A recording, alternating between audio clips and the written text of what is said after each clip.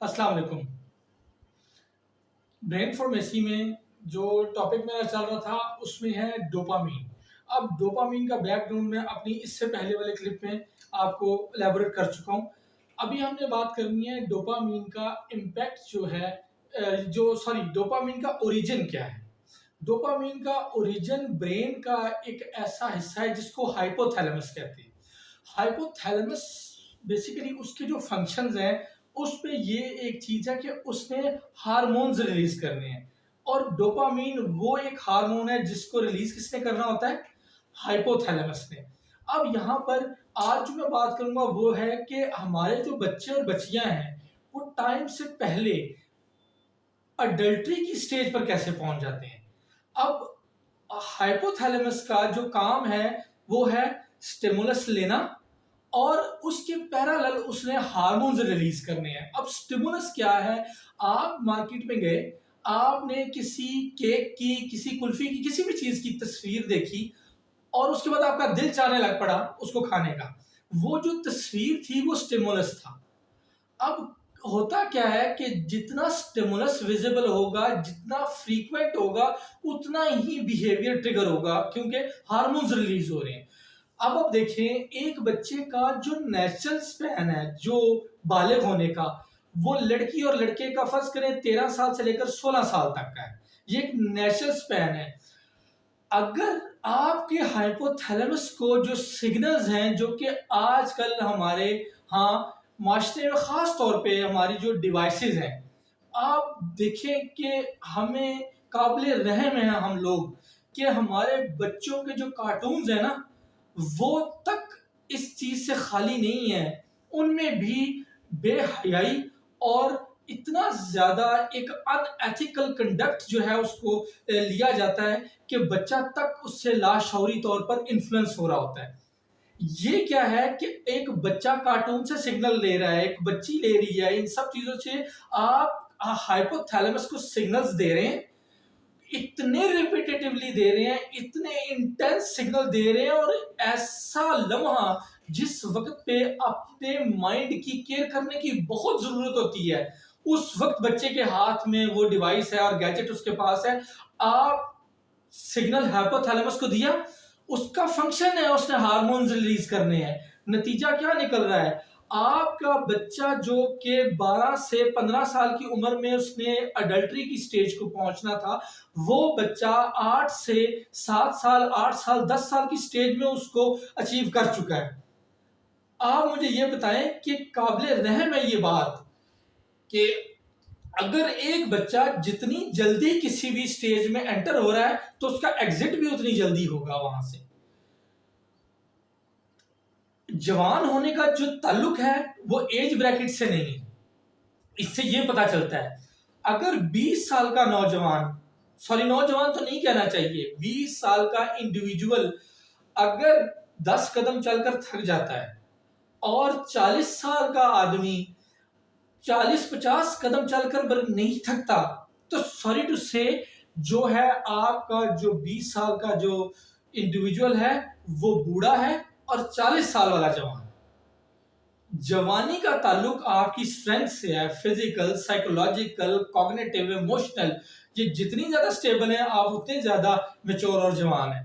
अब आज आप देख सकते हैं कि बच्चे और बच्चियां बिफोर नेचुरल स्टेज एक स्टेज पर पहुंच रहे हैं, और हो रहा क्या है कि हमारे मुल्क में 25 से 30 साल के, सॉरी टू से, बूढ़े इकट्ठे हो रहे हैं फिर, क्योंकि माँ बाप ने जो अवेयरनेस इसलिए छुपा कर रखी कि यार ये शर्म की बात है। अगर एक बच्चे को ये बालिग होने होते ही जो एक उसके अंदर एक एसेट एक डिस्कवर होता है, जिसको आप ये कहते हैं, आजकल के लोग समझते हैं शायद ये सिर्फ एक सेक्सुअल ड्राइव के लिए है। सॉरी से ऐसा नहीं है। ये जो ड्राइव आपको मिलती है, जो आपको, जिसको आपकी जितनी भी बर्निंग डिजायर्स हैं, जो बर्न कर रही होती है वो किस वजह से कर रही होती है? ये आपके अंदर जो ये शहवत का मादा होता है ना, वो काम करता है आपकी डिसीजन मेकिंग पे, आपकी प्रॉब्लम्स सॉल्विंग पे, आपके फोकस करने पे, अटेंशन पे, ये इतनी जगहों पे वो पड़ा हुआ है। और हम लोग क्या करते हैं, शर्म और हया में और दिस एंड दैट, बस वैसे हमें कोई नहीं कि एक बच्चा गैजेट को देखकर क्या बैठकर क्या देख रहा है, ये बताने में शर्म हया महसूस होती है। बच्चे मोबाइल से लेकर वॉशरूम में 2-2 ढाई-ढाई घंटे से बैठे हुए हैं। हम लोग आज ये कह रहे हैं कि हमें यूथ की फिक्र है, हम यूथ पर काम करना चाहते हैं। हम क्यों शर्म खाते हैं इस वजह से कि बच्चे को नहीं बताया जाता कि बच्चा ये चीज तुम्हारे लिए सिर्फ एक चीज पर फोकस नहीं है, इस चीज का कि तुम्हें डिसीजन मेकिंग में तुम्हारे काम आएगी, तुम्हारी हर हर चीज में काम आएगी। और बच्चों को नेचुरल स्टेज के ऊपर रखना। हमें आज आर्टिफिशियल इंटेलिजेंस से इतनी मोहब्बत हो चुकी है कि ऑर्गेनिक हमारी जिंदगियों से निकल चुका है। Artificial intelligence, artificial reality, artificial food, this and that, इतना ज्यादा हम आर्टिफिशियल को अपने एंगेज हो चुके हैं उसके साथ कि हमें ऑर्गेनिक का, नेचुरल का एहसास ही खत्म हो गया। फिर हम कह रहे हैं कि हमारा जो यूथ है उसमें प्रोडक्टिविटी नहीं है। कैसे प्रोडक्टिविटी आएगी? हमारे जो बड़े हैं उन्होंने जिस अवेयरनेस को छुपा कर रखा, जो देने की बहुत जरूरत है, अब से भी ऑनवर्ड बहुत ज्यादा देने की जरूरत है। खुदारा हम लोग अपने बच्चों पर रहम करें।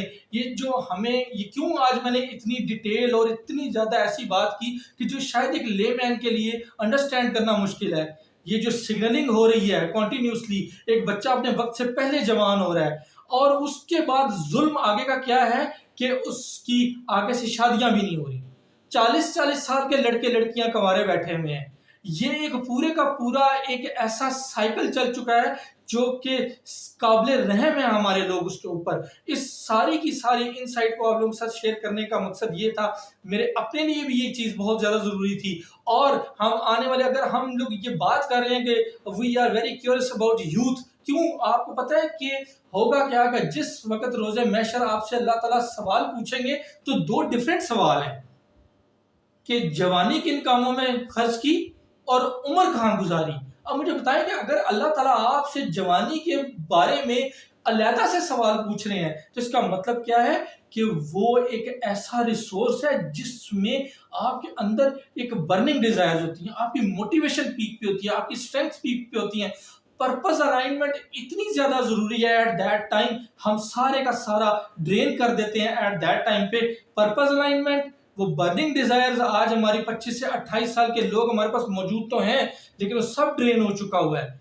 और फिर ये सारी की सारी चीजें लीड्स टू फ्रस्ट्रेशन और अल्टीमेटली ये सब चीजें डिप्रेशन की तरफ जा रही हैं।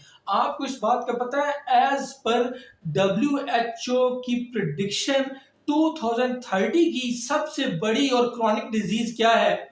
डिप्रेशन है। ये लफ्ज बहुत पुराना हो चुका, बट क्यों अभी तक ये नया है? अभी तक ये हमारे सरों पर मंडला रहा है। और 2030 में आने वाली सबसे बड़ी बीमारी डिप्रेशन क्यों है? Because we don't have awareness about our purpose alignment. और ये सारी की सारी चीजें हम क्या कर रहे हैं, ये डोपामीन जो सारी ये एक्टिविटीज है, dopamine released activities, dopamine rush, इसके बीच में सारे का सारा अपना जो टाइम है वो खपाया जा रहा है। तो आज अगर मेरी इस क्लिप को देखने के बाद अगर हमारे बीच में, हमारे पेरेंट्स के बीच में अगर ये अवेयरनेस आ जाती है या नौजवान सुनकर अपने बारे में फिक्रमंद हो जाते हैं कि रिस्पॉन्सिबिलिटी गेन कर रहे हैं, समझूंगा कि ये मेरा बहुत बड़ा कॉन्ट्रीब्यूशन है। अपना बहुत ज्यादा ख्याल रखिएगा। अस्सलाम वालेकुम।